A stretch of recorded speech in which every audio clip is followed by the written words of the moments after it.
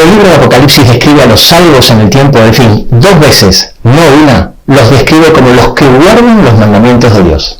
En Apocalipsis 12:7 dice que son los que guardan los mandamientos de Dios y tienen el testimonio de Jesucristo, y en Apocalipsis 14:12 dice también que son los que guardan los mandamientos de Dios y tienen la fe de Jesús. No son pocos los cristianos que afirman que la ley de Dios está anulada desde la cruz, porque así se los enseña en su religión. Pero si es así, entonces, ¿por qué cuando Apocalipsis describe a los salvos, dice los que guardan los mandamientos de Dios? Te aseguro que tal como dice el título de este video, si no entiendes el rol de los 10 mandamientos dentro del gran conflicto, jamás vas a poder entender el plan de salvación. Si queremos estar incluidos entre los salvos, entender las características y cómo son descritos, se hace crucial, ¿no te parece? Empezamos.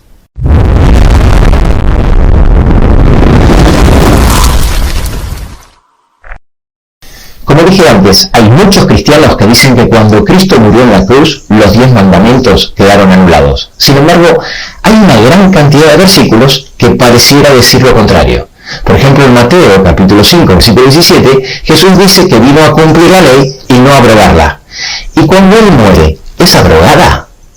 Vamos a ver otro versículo. Lucas capítulo 16, versículo 17, Jesús dice que es más fácil que pasen el cielo y la tierra a que se frustre una tilde de la ley. Pero cuando Él muere, se frustra toda la ley. Jesús dijo en varios versículos y de muchas maneras que nuestro amor hacia Él se demuestra guardando los mandamientos. En Juan 14:15, por ejemplo, dice, si lo amamos, guardemos sus mandamientos. Y después en el versículo 21 dice, el que tiene mis mandamientos y los guarda, ese es el que me ama. En Juan capítulo 15, versículo 10, dice, si guardamos sus mandamientos, permanecemos en su amor. Pero cuando Él muere, ¿ya no constituye la prueba de nuestro amor? He escuchado a muchos predicadores decir que cuando Jesús hablaba de guardar los mandamientos, se refería a otra cosa, no a los 10 mandamientos. Sin embargo, en Mateo 19, del 16 al 19, narra cuando él en una ocasión se encuentra con el joven rico, y el joven rico le pregunta a Jesús qué tenía que hacer para ser salvo. Y Jesús le dice, guarda los mandamientos, y entonces el joven rico le pregunta, ¿cuáles? Y Jesús le recita los mismos que los 10 mandamientos. No matarás, no adulterarás, no hurtarás, no dirás falsos testimonios, honra a tu padre y a tu madre. Así que no hay ninguna duda de que Jesús se refería siempre a los 10 mandamientos. Cristo cumple la ley toda su vida, y cuando muere ya no hay que cumplirla. ¿Te das cuenta que no hay lógica, que aquí hay algo que no encaja con lo que dice y enseña Jesús? Ten en cuenta que he escogido solo algunos de los innumerables versículos que existen del Nuevo Testamento dichos por Jesús, pero también hay varios versículos que dicen lo mismo por los apóstoles, incluso después de la muerte de Cristo. En 1 de Juan 2:4, el apóstol Juan escribió que el que dice yo lo conozco, pero no guarda sus mandamientos, el tal es mentiroso y no está la verdad en él. Y cuando Juan escribió esto, Jesús ya había sido clavado en la cruz.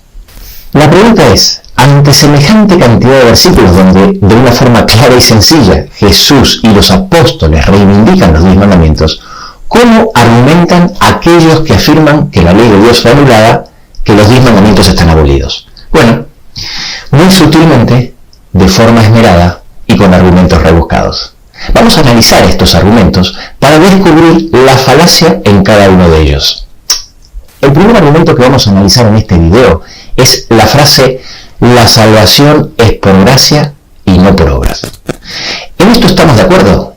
Muchas veces notarás que cuando alguien trata de convencerte que los 10 mandamientos ya no están vigentes, le dedica mucho tiempo a explicarte que la salvación es por gracia o por fe, pero no por obras. Y por consiguiente, la ley de Dios ya no está vigente. En la misma línea de esta falsa argumentación, dicen que los que creen que la salvación es por las obras son los que dicen que la ley de Dios está vigente y por ello los llaman legalistas. Como dijimos antes, obviamente que estamos 100% de acuerdo que la salvación es por gracia y por fe, gracias a la sangre de Jesucristo, no por obras, no por guardar los 10 mandamientos. Hay muchos pasajes en la Biblia que afirman esto. Como por ejemplo Efesios 2:8, donde Pablo dice que somos salvos por gracia por medio de la fe. Pero eso no tiene nada que ver con la vigencia de la ley. En Entonces, como Jesús nos salvó, ahora podemos matar, mentir, robar, etc. Por eso Pablo también explica claramente en varios lugares lo mismo que afirma en Romanos 3:31 cuando dice: luego por la fe invalidamos la ley. En ninguna manera, sino que confirmamos la ley, dejando bien en claro que la ley sigue vigente. Así que cuando alguien en tu iglesia, algún pastor o ministro, trata de explicarte que la ley de Dios ya no es vigente porque somos salvos por gracia, tienes que estar atento y saber que te está cambiando de tema. Son dos temas diferentes y es un argumento falaz. No tienen nada que ver. Un tema es nuestra salvación, que somos salvos por gracia, y el otro, la vigencia de los 10 mandamientos. Así que no, legalista no es pensar que la ley está vigente. Legalista es pensar que la ley está para salvarme y que somos salvos por nuestras obras. Ahora surge la pregunta: si somos salvos por gracia y por fe, pero la ley sigue vigente, entonces, ¿para qué sirve la ley? Y obviamente, cuando hablamos de la ley, nos estamos refiriendo a los 10 mandamientos. Son muchos los motivos por los cuales la ley está vigente. Sus funciones u objetivos están explicados a lo largo de toda la Biblia, pero en esta instancia vamos a analizar dos muy importantes. Una de sus funciones es mostrarme mi pecado. Sí, la ley es un espejo. Este concepto está bien claro en el Nuevo Testamento. El apóstol Juan dice en 1 Juan 3:4 que el pecado es infracción de la ley. Y el apóstol Pablo dice varias veces, como por ejemplo en Romanos 3:20 o en Romanos 7:7, que es gracias a la ley que conocemos el pecado. Es decir, gracias a que existe la ley, conocemos que existe el pecado. Esto es muy fácil de entender. Gracias al espejo, yo me doy cuenta que estoy sucio. ¿Puedo limpiarme con el espejo? No. Necesito agua para limpiarme. Es imprescindible que entendamos esto para entender el gran conflicto y el plan de salvación. Todos los cristianos hoy en día predican que Jesús vino a este mundo a salvarnos. ¿Pero a salvarnos de qué? Los judíos creían que venía a salvarlos de los romanos y lo esperaban como un gran libertador. Se equivocaron y por eso no lo reconocieron. Esperaban otra cosa. Los cristianos creen que Jesús vendrá a salvarnos de Satanás. También están equivocados. Es verdad que al final vendrá como rey a librarnos de Satanás, pero eso es una consecuencia de la verdadera liberación, porque Jesús vino a salvarnos del pecado. Por eso tuvo que venir la primera vez como sacerdote y ahora es nuestro sumo sacerdote. Presta mucha atención a lo que te voy a decir, porque es crucial que entiendas esto. Solo se llevará de este mundo de pecado gobernado por Satanás a los que primero haya podido salvar del pecado. Si no entiendes esto, nunca entenderás el plan de salvación. Jesús vino a salvarnos por gracia, por medio de la fe, como dice Efesios 2:8, a salvarnos del pecado, que tal como explica 1 Juan 3:4, es infracción de la ley. Si decimos que la ley ya no está vigente y la eliminamos, desaparece el pecado. Si no existe el pecado, ¿para qué necesito la gracia? Si no necesito la gracia, no necesito a Jesús. Es decir, si quito la ley, estoy quitando a Jesús. Y esto nos lleva al segundo objetivo. La ley nos lleva a Cristo. De esta manera tenemos el segundo motivo por el que la ley existe. La ley es una guía que nos lleva a Cristo. Esto lo explica muy bien Pablo en Gálatas 3:24, donde dice que la ley es nuestro ayo que nos lleva a Cristo. El ayo era una persona encargada de cuidar y llevar a los niños a la escuela. No era el maestro, sino quien guiaba al niño hacia el maestro. Aquí ahora empieza a tener mucho más sentido el concepto de la ley. Ahora que tenemos más claro algunos de los objetivos de la ley, me enseña mi condición y me lleva a aceptar a Cristo, vamos a encajar lo dicho en el contexto del plan de salvación y vamos a explicar lo que la Biblia enseña de forma muy simplificada y sencilla. Tal como mencionamos anteriormente, y como dice Efesios 2:8, somos salvos por gracia por medio de la fe. Salvos por gracia porque Cristo murió por nosotros y su redención es un regalo gratuito. No hemos hecho nada para merecerlo. Y por medio de la fe, porque Dios salvará a aquellos que acepten por fe ese sacrificio expiatorio. Los salvos serán los que amen a Dios, tal como dice 1 Corintios 8:3, que dice que el que ama a Dios, ese es el conocido por él. Pero no podemos decir que amamos a Dios si no manifestamos amor al prójimo. En Lucas 10:27 le preguntaron a Jesús qué había que hacer para heredar la vida eterna, y Jesús confirmó que había que amar al Señor con todo tu corazón y a tu prójimo como a ti mismo. ¿Por qué? Porque tal como Jesús explicó en Mateo 25:40, si se lo hiciste a uno de estos mis hermanos más pequeños, a mí también lo hiciste, dijo Jesús. Por eso, en Juan 13:35 dice que en esto conocerán todos que sois mis discípulos, si tenéis amor los unos por los otros. Hasta ahí, todo perfecto, y estamos todos de acuerdo. Ahora, la gran pregunta es, ¿cómo demostramos ese amor a Dios y al prójimo? Ese es el quid de la cuestión. Bueno, la Biblia enseña claramente que el amor a Dios y al prójimo lo demostramos guardando sus mandamientos. Guardar los mandamientos es una consecuencia del verdadero amor. Juan 14:15 dice, si me amáis, guardad mis mandamientos, y en el versículo 21 dice, el que tiene mis mandamientos y los guarda, ese es el que me ama. Y en Juan 15:10 dice, si guardaréis mis mandamientos, permaneceréis en mi amor. Imaginemos esta situación. Un hombre dice que ama a su esposa, aunque de vez en cuando le es infiel. Tiene algunas escapaditas por ahí. Y Dios dice, no. Si amas a tu esposa, le debes ser fiel. En la infidelidad o en la traición no hay lugar para el verdadero amor. Ahora bien, en un extremo están los cristianos que dicen, sí, yo amo a Dios, yo amo a Jesús, a Cristo, pero no guardan sus mandamientos. Porque la mayoría de los cristianos o enseñan que los 10 mandamientos no están vigentes, que es el tema de este video, o enseñan que están vigentes, pero los han cambiado. Sobre los que creen esto hablaremos más adelante en otro video. Por eso el apóstol Juan explica que el que dice, yo le conozco, pero no guarda sus mandamientos, el tal es mentiroso y la verdad no está en él. Y en Mateo 7:21 dice que no todo el que me dice, Señor, Señor, entrará al reino de los cielos, sino el que hace la voluntad de mi Padre que está en los cielos. Y luego en el versículo 23 dice, nunca os conocí, apartaos de mí, hacedores de maldad. En realidad ahí dice anomían, que la mejor traducción sería violadores de la ley. Ahora, algunos podrían decir, bueno, pero entonces estamos en la misma. Para ser salvos tenemos que guardar los mandamientos. No, hombre, ¿cómo va a ser lo mismo? No tiene nada que ver. Volviendo al ejemplo anterior para que me entiendas, yo puedo serle fiel a mi esposa y no amarla, ¿no? Ese es precisamente el otro extremo. En el otro extremo está la gente que intenta guardar la ley de Dios, pero no hay una relación de amor con Dios. Los motivos para guardar los 10 mandamientos pueden ser muchos. Uno de ellos, precisamente, puede ser para ganar el cielo. Me esfuerzo en guardar los 10 mandamientos para ser salvo. Esto sí es ser legalista. Pero este otro extremo, expresado en la parte derecha del gráfico, no tiene nada que ver con lo que la Biblia enseña, expresado en verde en el centro. Puedes guardar la ley de Dios por muchos motivos. Puede ser por motivos sociales, estoy en una familia o comunidad religiosa donde soy aceptado mejor si me comporto religiosamente.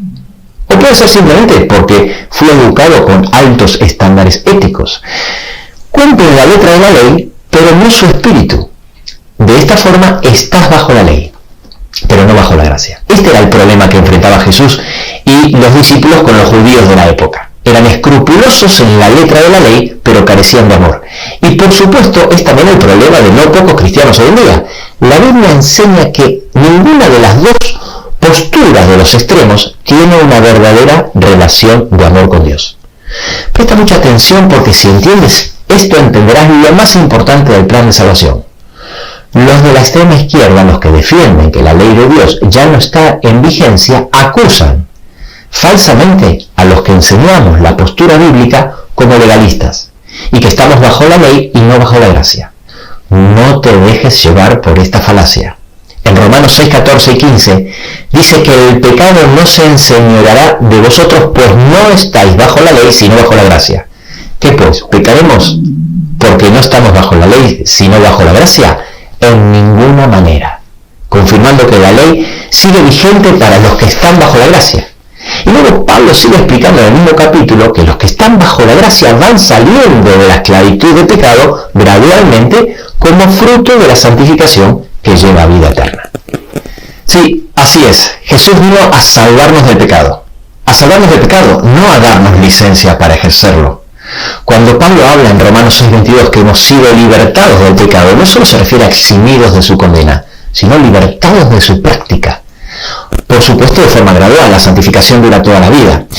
En 1 de Juan 5:3 nos dice que el amor de Dios es que guardemos sus mandamientos, los cuales no son gravosos. Ahora, esa obediencia a la ley, por supuesto que no es un medio para ganar la salvación, sino como dice la continuación del versículo que tenemos escrito arriba y que hemos estado hablando desde el principio, Efesios 2:8, donde dice que la salvación es por gracia, por medio de la fe. Luego ese versículo continúa diciendo, no es el resultado de las obras para que nadie se gloríe. ¿Te das cuenta la diferencia entre los dos extremos? Por supuesto que ahora empieza a tener mucho más sentido el concepto de la ley. El plan de salvación es justo y razonable. Y sencillo de entender. Y si eres capaz de entender lo que explicamos en este gráfico, no solo vas a tener la base correcta para comprender y disfrutar del plan de salvación, sino que por fin entenderás dónde está la sutil falacia de los que te enseñan otra cosa. Por eso, ahora tiene tanto sentido todos esos textos que dicen, como en 1 de Juan 2, del 5 a 6, que el que dice que permanece en él debe andar como él anduvo. Te puedo asegurar que hoy en día la mayoría de los cristianos actualmente se mueven entre estos dos extremos. Y muchos están incluidos en los que modificaron la ley de Dios. Y si la modifican tampoco la pueden guardar. Como siempre digo, cuando Apocalipsis 12:9 dice que Satanás engaña al mundo entero, incluye a la mayoría de los cristianos que componen el tercio de la población mundial. Pero si tú fuiste capaz de entender, de asimilar y de aceptar el tema de hoy, entonces habrás dado un paso importantísimo para entender un tema fundamental del Apocalipsis. ¿Por qué los salvos son los que guardan los mandamientos de Dios? No te olvides de suscribirte para no perderte ningún capítulo donde seguiremos explicando temas cruciales y paso a paso poder ir descifrando el mensaje que Dios tiene para sus hijos en el tiempo del fin, es decir, el que estamos viviendo. Y no te quepa la menor duda que de la comprensión de estos temas puede depender tu salvación eterna y la de tu familia.